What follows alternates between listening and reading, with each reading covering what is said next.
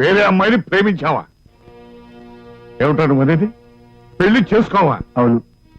తాంబూలాలు పుచ్చుకుని ముహూర్తాలు పెట్టించుకుని శుభలేఖలు అచ్చు వేయించుకుని 10 రోజుల్లో పెళ్ళిందనగా చేసుకోవాలంటావా? మతుండే మాట్లాడుతున్నావా? అవును, మతుండే మాట్లాడుతున్నాను. కనుక మనసులో మాట చెప్పాను, నేను కళ్యాణ్ పెళ్లి చేసుకోను. ఈ విషయం వింటే కూతురు పెళ్లి మీద ఎన్నో ఆశలు పెట్టుకుని హడావుడు పడుతున్న ఆ తండ్రి ఏమవుతాడో ఆలోచించావా?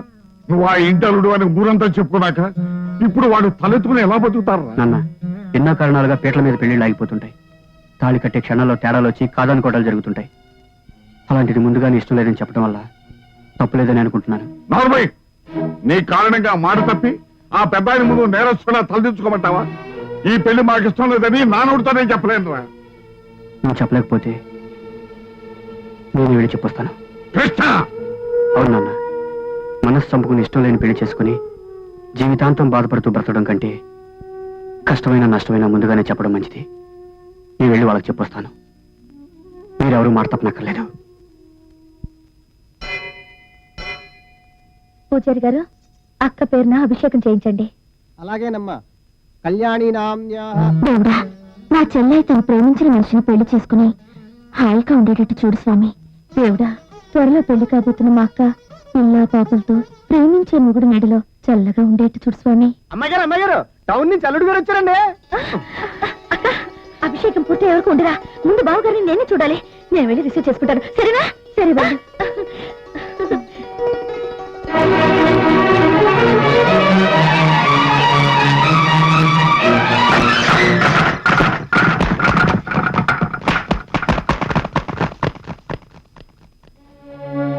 నన్ను క్షమించండి. క్షమించడ్డా? ఆ మాట ఎంత తేలిగ్గా చెప్పావు బాబు. నీకు మా అమ్మాయి నచ్చకపోతే చూసుకున్న రోజునే చేసుకోను అని ఎందుకు చెప్పలేదు? నచ్చక కాదండి, నేను ఇక్కడికి పెళ్లి చూపులకు రాకముందే నేను ఒక అమ్మాయిని ప్రేమించాను. మా నాన్న బలవంతం మీద ఇక్కడికి రావాల్సి వచ్చింది. నన్ను నమ్మండి. చాలా పొరపాటు చేశావు బాబు.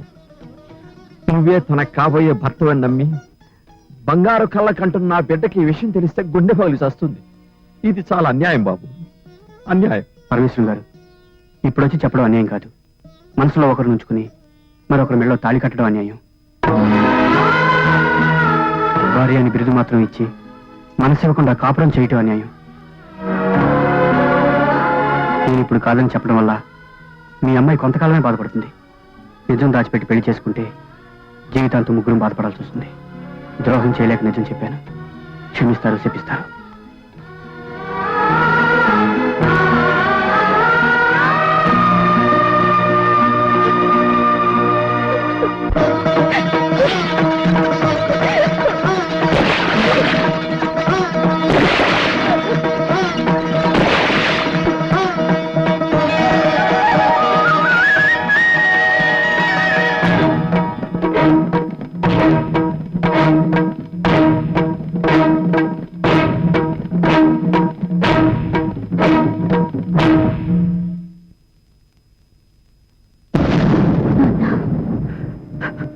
నమ్మించి నట్టేడు ముంచారమ్మా.